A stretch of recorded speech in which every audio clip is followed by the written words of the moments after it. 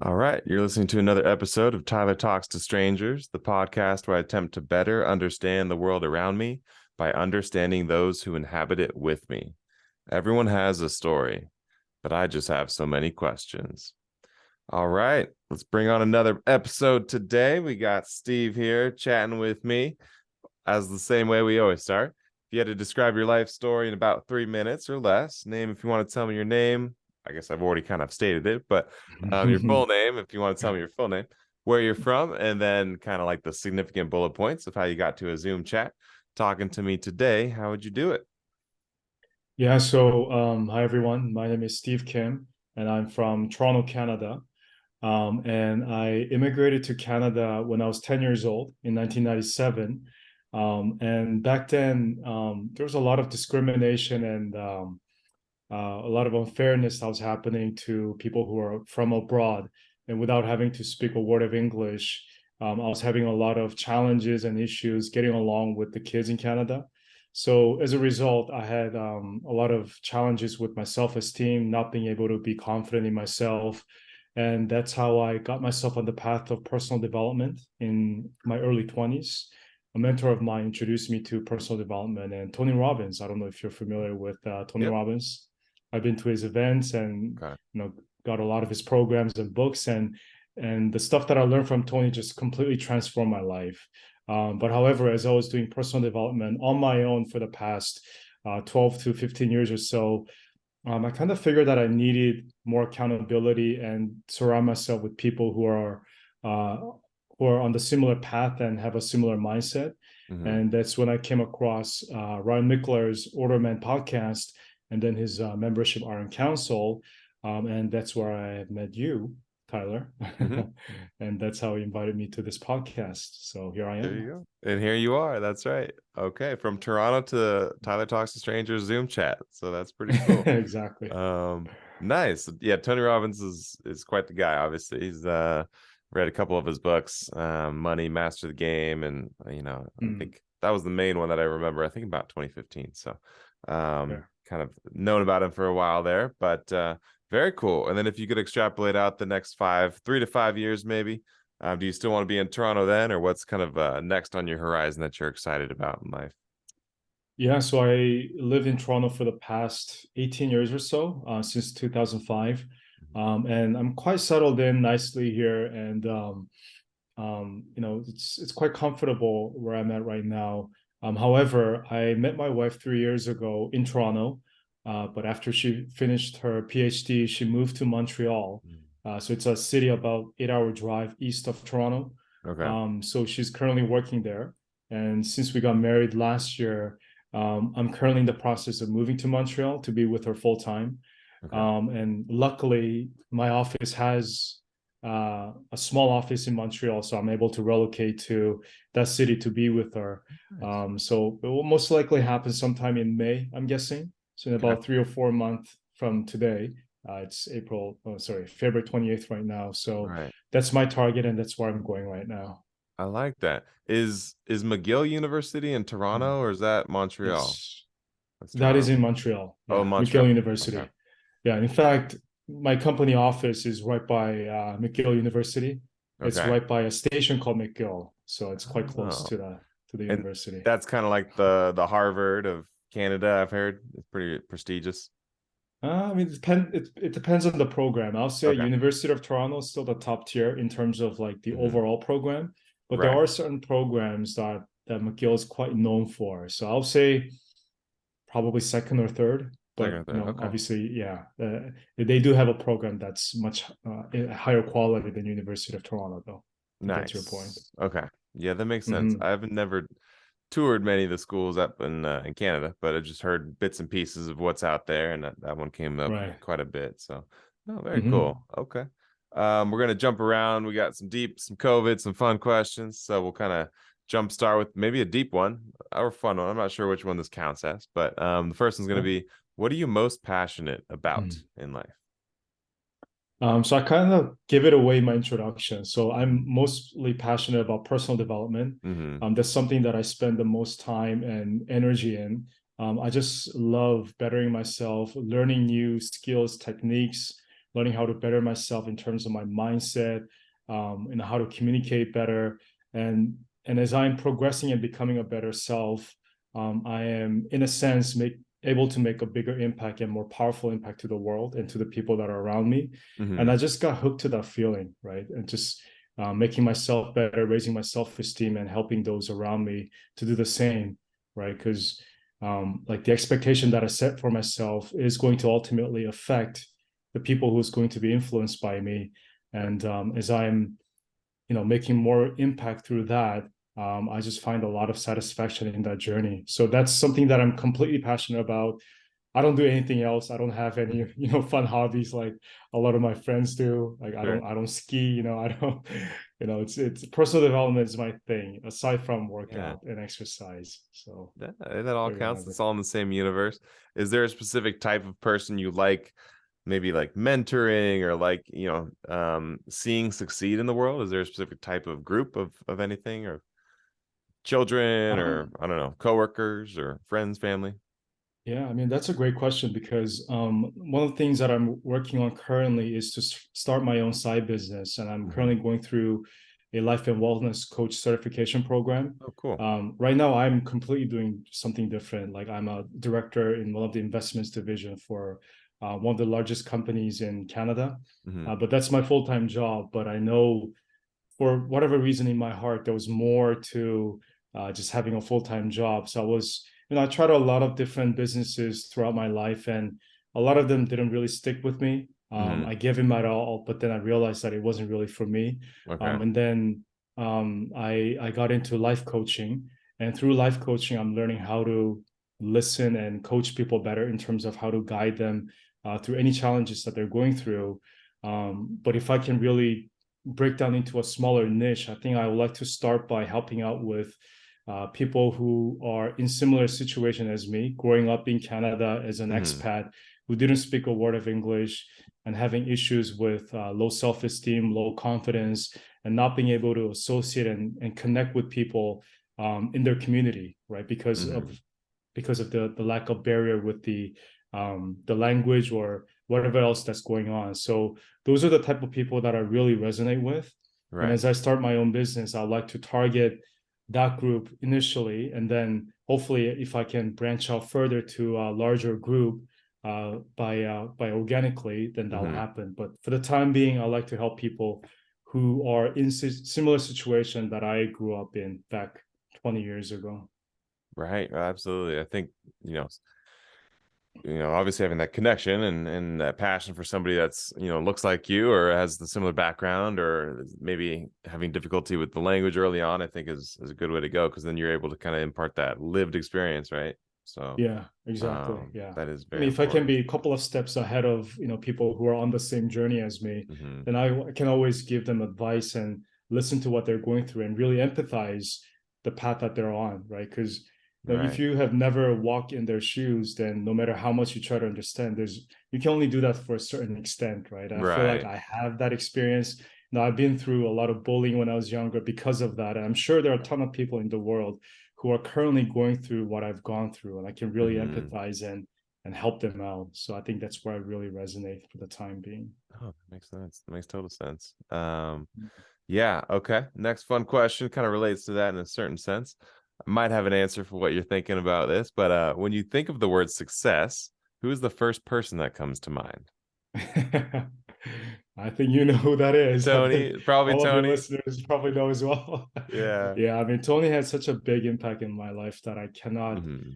not bring him up, right? And obviously, there are a lot of mentors and other people that had a profound impact in my life after Tony, but he was like the first guy Hmm. that I ever set my foot into personal development. And his audio program, which I believe he created back in 80s or 90s, called Personal Power. I don't know if Hmm. that rings a bell to I've you. heard of it, never listened to it, but Yeah, that's one of the earlier programs that he created. And when I first heard his audio program, it was like a lights in the sky for me. I'm like, mm, where was this all of my life, right? Like I right, didn't even know what personal development was, and I didn't know all these techniques and these programs existed where I can better myself, right. right? And once I just got hooked from his program, like my life was never the same. Like I'm currently on the path, and I'm where I'm at right now because of all the impact that I got and influence that I received from Tony Robbins. And in fact, really wanted to see in person. So when he came to Toronto in 2019 Yeah. for like an event that he did, one day event, I signed up for that, and that's when I saw him in person for the first time. Okay. And then after that, I signed up to his Unleash the Power event in LA. That's a signature seminar that he does for 4 days. Okay. So I went to his event in 2019 March, and it was just mind blowing. Like the energy and the learning that I got from the event was just phenomenal. And there's only so much learning that you can get on your own through like podcasts and reading and audiobooks. It's a completely different ballgame. Like when you're in the seminar, when you're surrounded by 5 to 8,000 people in a stadium setting, where we are all just like focused and diverging to one goal, right? To better Right. ourselves in all aspects of our life. So yeah, Tony Robbins is the man, and he's gonna forever be my number one mentor and the first mentor. That's awesome. That's awesome. You saw him before COVID too in 2019. That's awesome. Yeah, yeah. You had that, because I'm sure he had to probably dampen down a lot of his audiences after. So you got to see it when it was the full packed experience, So exactly. Yeah. you did it properly. But nice. Is there anything, let's say, within the last maybe 3 to 6 months, kind of changes to your maybe morning routine or evening kind of wind down, or what's been the most impactful recent change that you've made in your life for self-development? Yeah, so morning routine, like you brought up, is something that's really big for me. And even though I knew it intuitively through books and other platforms of learning, I haven't really set a clear morning routine that I could do on a daily basis that can really get my day going. Yeah. And when I first joined the Iron Council, that was one of the things that they really emphasized, creating our morning routine where, even if it's just an hour or 30 minutes a day, is something that I can do to just set myself up for a path to success, throughout the day. And there are a couple of things that I've incorporated, and one of the things that I do immediately when I get up is to meditate, and I meditate for about 10 to 15 minutes. And there are different types of meditations that I do. There's transcendental meditation, where you sit in silence, you remove your thoughts, and you just focus on being connected to, if you're a believer in God, being connected to God. And if you're not a believer of God, being connected to some infinite power or source, right? That's governing the universe. So you're connecting to yourself to something that's bigger and larger than yourself, right? So that's a transcendental meditation. And another type of meditation that I do is guided meditation, where the speaker takes you through different thoughts, like, what are you grateful for? What do you want to visualize to achieve throughout the day? The speaker will guide you through different path of things that you can think about throughout the session. So those are two main things that I do, and I do alternate back and forth depending on the day. So that's one thing that I do immediately in the morning. And another thing that I've incorporated is to stretch and do a yoga for half an hour. That's good. Because I've been heavily into workouts and weightlifting for the past 20 years or so. And as I started to age, after I got past the age of 30, I realized that I've been getting more recurring injuries that don't heal 100%. And that's when I realized that stretching is so important. Like the first thing that I do in the morning, so that my body's warmed up, my muscles are loose, so that when I do go into my workouts, I'm less prone to getting injured. So that's something that I just have to do as a non-negotiable.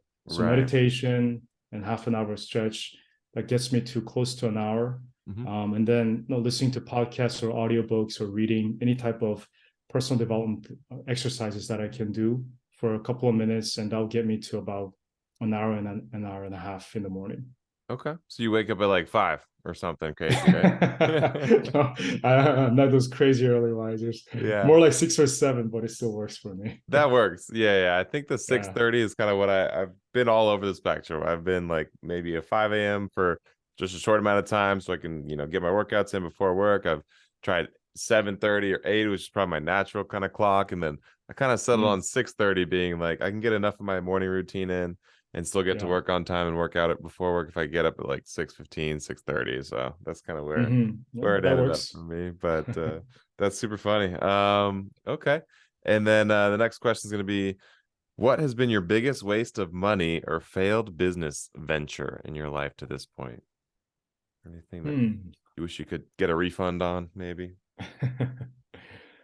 Well, I mean, to be honest with you, I feel like even all of my failures were learning lessons that I had to go through in order for me to be where I'm at. And of course, I like to turn the time back and do all the things the right way, so there are no mistakes in my life, right? And there are Right. a ton of mistakes that I made over the years.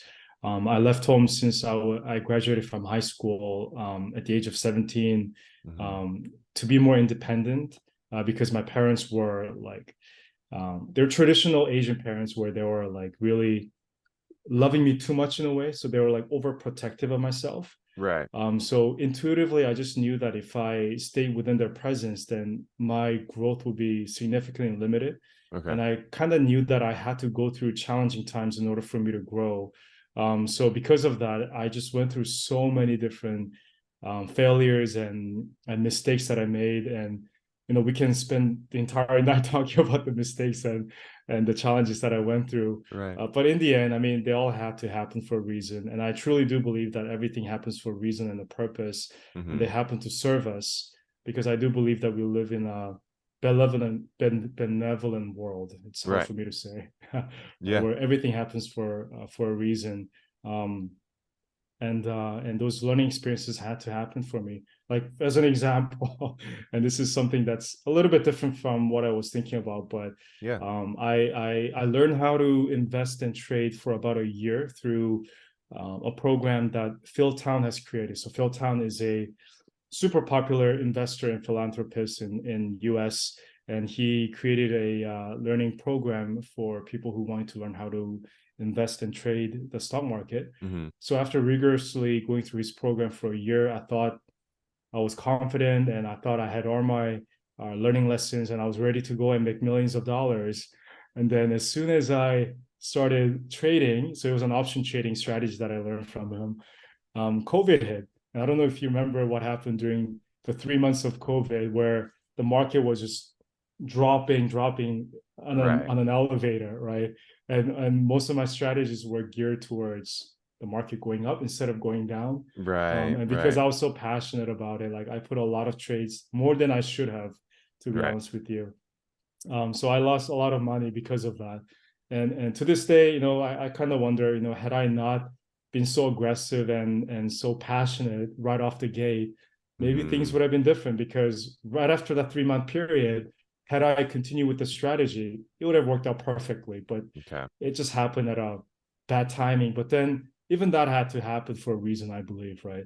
Because if let's say all went well and if I made all the money that I wanted to, maybe it wouldn't have maybe it would have put me on a path that I may regret, or maybe it Right. would have made me a person that I am not proud to become, right? Hmm. So I believe that God has a path and reason for all the things that happen in my life, and I do believe that that had to happen in order for me to be humble, right? I was really, really humble after that Yeah. experience, because I thought I knew it all. I thought, no, I'm ready to go. I practiced it. I learned the strategies. I'm ready to become a millionaire. But then I guess my mindset um, and who I am wasn't ready for that, I guess. And that had to happen in order for me to learn that lesson that way, whether it's hard or easy. It had to happen. So, Oh, I understand it. I guess that's just like the nature of, yeah, the type of personality you have, right? So you jump all in and you're kind of 100% in, or not at yeah. all. So I think that can go, that's probably a net positive for sure. I would think, because I think the biggest problem I have with, self-help, or self-development, is Mhm. that so much of it, at least in my own life, is just all, I love reading the books and everything, and then I fail to implement actionable steps, Mm. right? And so then Right.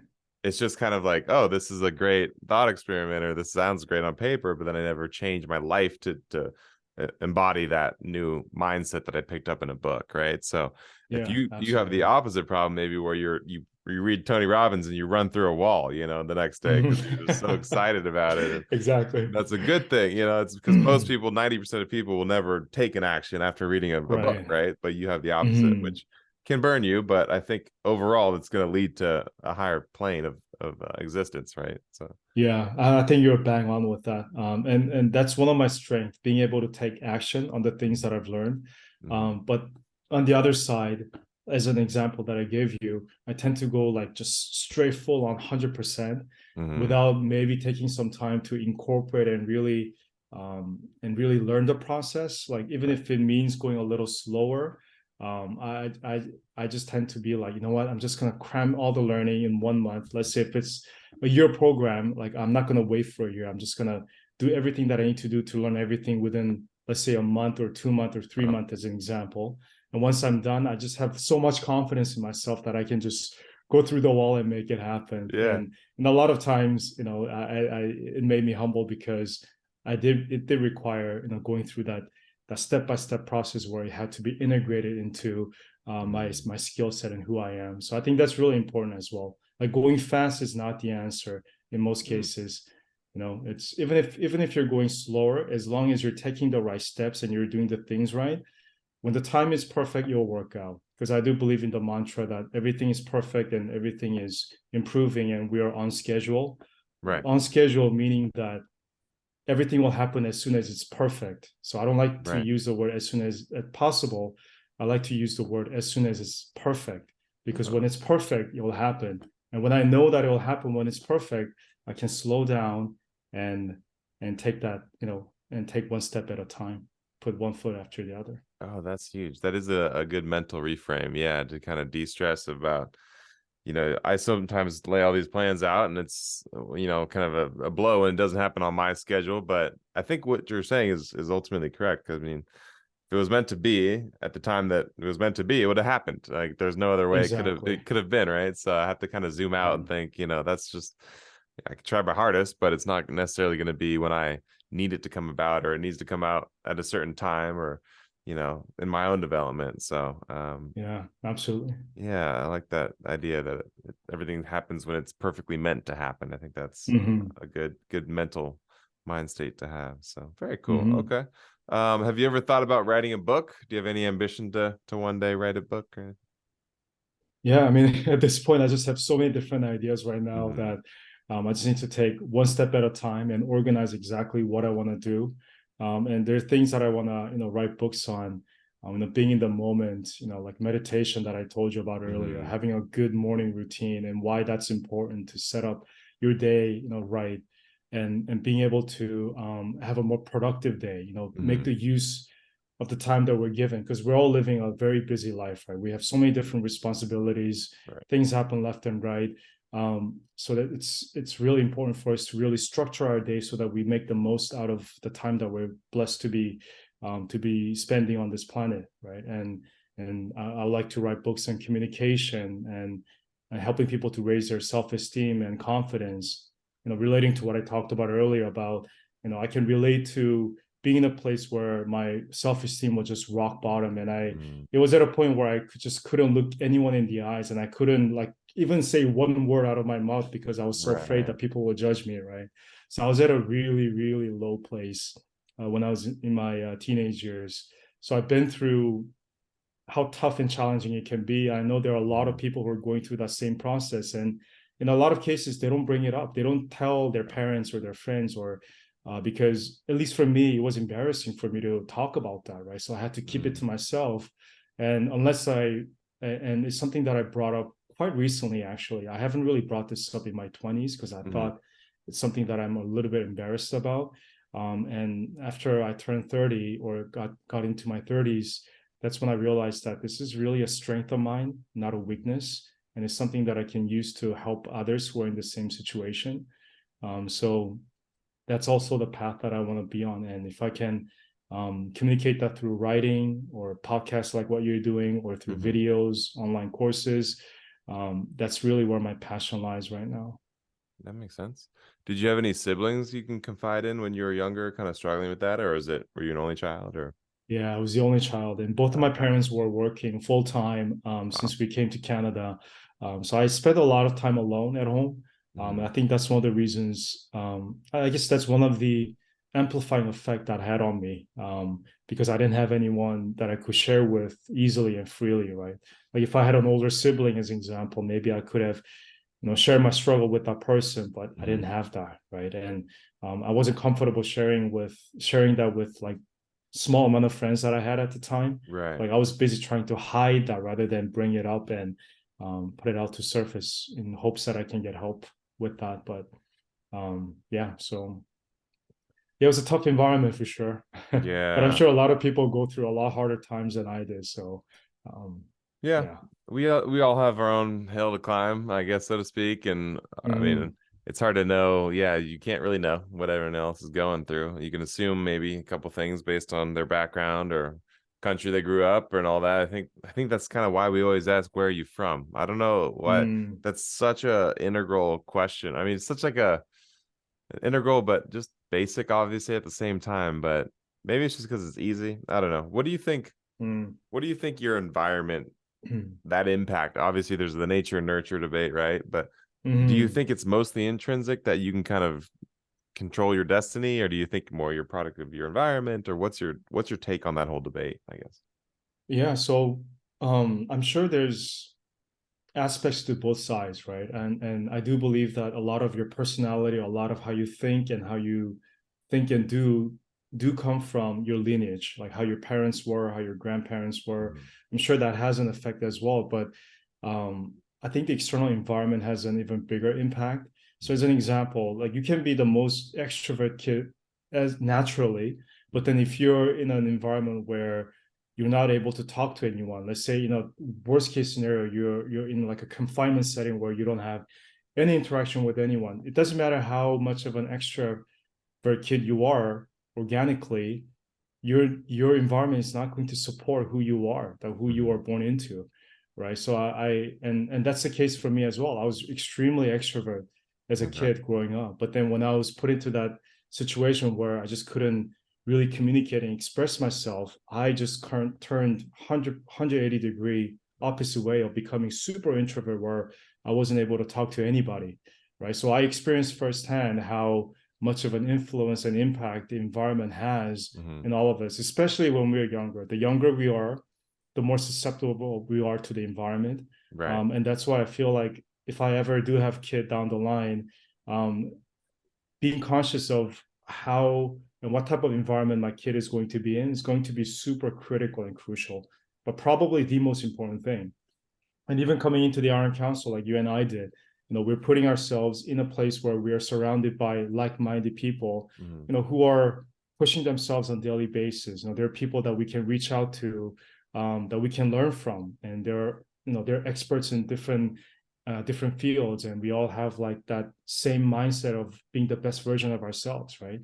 And when Hmm. you're put in that environment, you naturally become that person, right? As opposed to being surrounded by, let's say, as an example, if your friends aren't that supportive of your development, then your development is only going to go so far if you spend a lot of time with that person, right? And you are Right. truly the average of the 5 people that you spend your time with the most in terms Yeah. of your income and your personal development, everything. So I really believe that concept. I need to spend more time with Tony Robbins in that case, because yeah, he's got it That's right. going on. I don't know.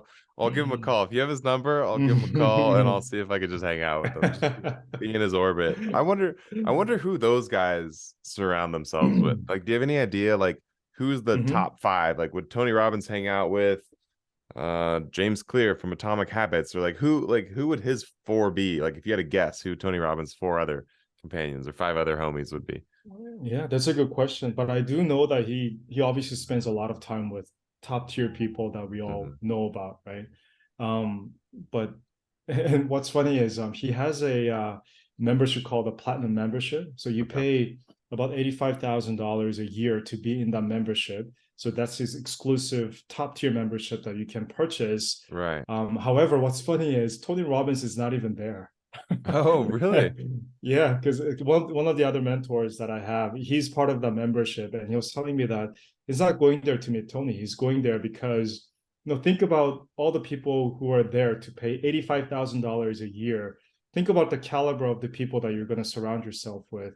Right. And that's the only reason why he pays that much to be there, so that he can get their contacts, he can network and Hmm. collaborate with them, right? And do different things. So I'm sure Tony has his own mastermind above that somewhere Yeah, that we right. probably not know about, because he obviously spends time elsewhere. But yeah, I don't know that if you ever find out, let me know. I know, But right? I'm sure it's some top tier people that we don't know about. Interesting. Yeah, I'm always curious, yeah, who these guys are reading or what their morning routines and evening routines are, right? Because they're so, prolific and they can come up with Hmm. all these things and all these habits. And I don't know. Yeah. Is there any new habits that we could possibly adopt? I mean, meditation comes up all the time, so that makes sense. Right. But workouts or kind of take care of your physical body. But Hmm. what's like a unique take on like self-development? Like I feel like it's kind of a played out field in a lot of ways, but is there anything that you've heard that's Hmm. new, I guess? Or I mean, I've heard some of the same stuff over and over, but Yeah. So I mean, since last year, I met this another guru or mentor of mine. His name Mhm. is James McNeil. He's based out of Toronto, and he's been in personal development field for 30 years. He spent a lot of time with the older gurus that you probably know about as well if you hear the name. Mhm. And he has a community as well, and he created a challenge called 30-Day Miracle Challenge, Oh, where he has a session or lesson every single day, where it's geared towards really getting our true self apart from our ego, and just finding our real self that's within us. mm, So the 30-Day Miracle Challenge is something that I've been doing on daily basis since last year. And once the 30 days over, I'll repeat the lesson. So okay. there's a lesson, and then after the lesson, there's a list of exercises that you will do based off of the lesson. Hmm. So that's another calibration tactic that I've incorporated that worked out Cool. really well for me. It's quite time consuming, but it's worked wonders in terms of my progress and development um, as myself, and more importantly, identifying what ego is and what ego is not, and You're being right. able to detach myself from the ego, knowing that the ego is not really me. Hmm. And the lessons and the exercises have been really profound. So that's something that I do in the morning as well. Cool. Yeah, I think that it sounds pretty new to me at least. Yeah. It's like that daily feedback and then, being really intentional. It all comes down to intentionality, I think, is a big one. A Right. lot of self-development is just mindfulness and Hmm. intentionality to your day and not just kind of drifting through life, right? So Exactly. Yeah. that's always a big one to come back to. But kind of coming up on the end of the show here, about 5 or so minutes left. So I always like to end with the question, if you could ask anything to any made up stranger, or if you have a specific person in mind, I guess, what would you ask and what would you want to know about your fellow human? Mm. Hmm. That's a really profound and deep question. I know it's tough. Yeah. Hmm. Hmm. I mean, one of the things that I was curious about was asking people who lived a lot more than I did, Hmm. like, what would you regret the most, right? Hmm. Because that's something that comes over and over again. If you were to go back into your earlier days, what would you have done differently? How would you have spent your time? What things would you have changed if you were able to turn back the time? And in a lot of cases, um, it's all about like having good relationship with people that you love, Okay. because a lot of people achieve great things in life. However, no, a lot of like the relationship aspect has been taken away because they were so striving towards success. So I guess that's a question that I'll ask someone if Yeah. I had the chance. What would you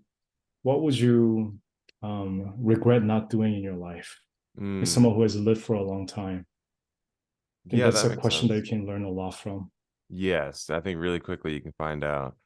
I feel like a lot of people always respond with nothing though, because they like you, like the path, they like just like you, they acknowledge like that path had to happen, I guess, to get them where they are.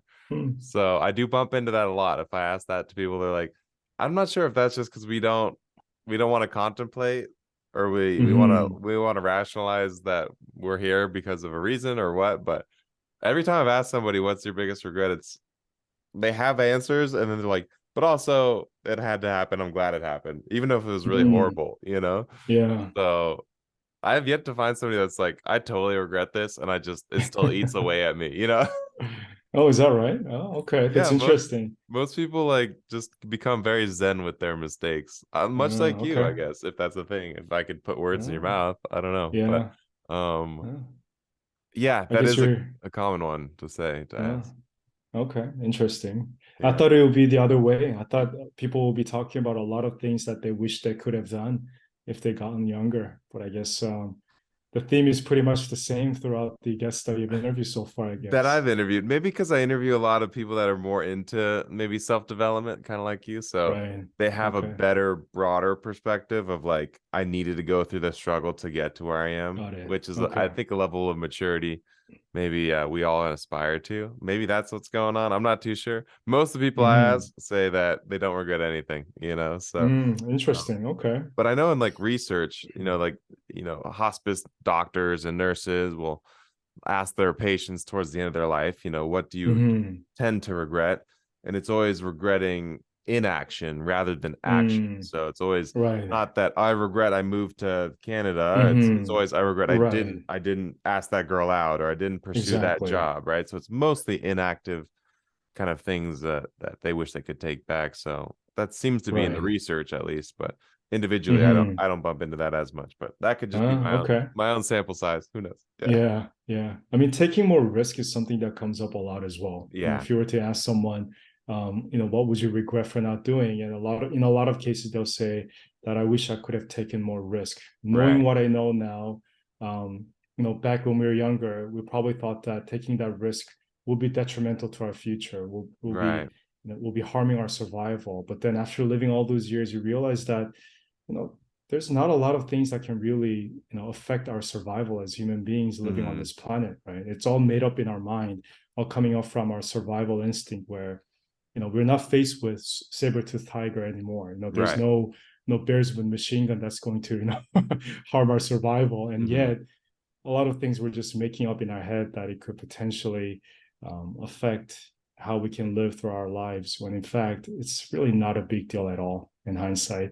So I think that's common theme that I hear a lot as well. Take more risk. Take more risks. That's right. Put all your money into AMC stock, and we've learned that lesson. That this is Yeah, not yeah. financial advice. Yeah, I kind of figured you were going that route. always. Well, Yeah. you Be gotta take smart some. about it. Be smart Yeah, about it. be smart about your financial risk Mhm. as well. Mhm. But again, I do agree. There is less and less life, you know, demand, or like you said, kind of thing, like life survival kind of things take us out, I guess, as I stumble over my words. But Mhm. yeah, it is mostly made up in our minds, and that broader idea of being exercised from the community that we're a part of is not as Mhm. true today. We can kind of make new communities, and there's plenty that we can join around us. So it's not as life Mhm. and death as maybe it was 10,000 years ago. If you Absolutely. weren't in the Yeah. hunting party, you wouldn't eat, right? So a little bit Hmm. different, Yeah. but cool. Any final words for the audience, or anything you would like to say at this time, Steve? No, I mean it was a fantastic podcast, and I'm grateful and thankful that you invited me to your podcast and being able to share my history and my thoughts with your audience. And if there's just one thing that that even one person can take away from what I've shared, I think I've served and did my purpose, because Mm-hmm. that's really ultimately why we're here, to serve each other and to make each other better and grow as community, and leave this planet better than where we found it. So I wish that all of your audience would adopt that same mindset, and let's make this world a better place for everyone. I fully co-sign that, sir. Well, I appreciate the time for talking to me. To everybody out there listening, I thank you for your support. This is Tyler telling you to go talk to a stranger. Peace. Ciao. All right. Awesome, man.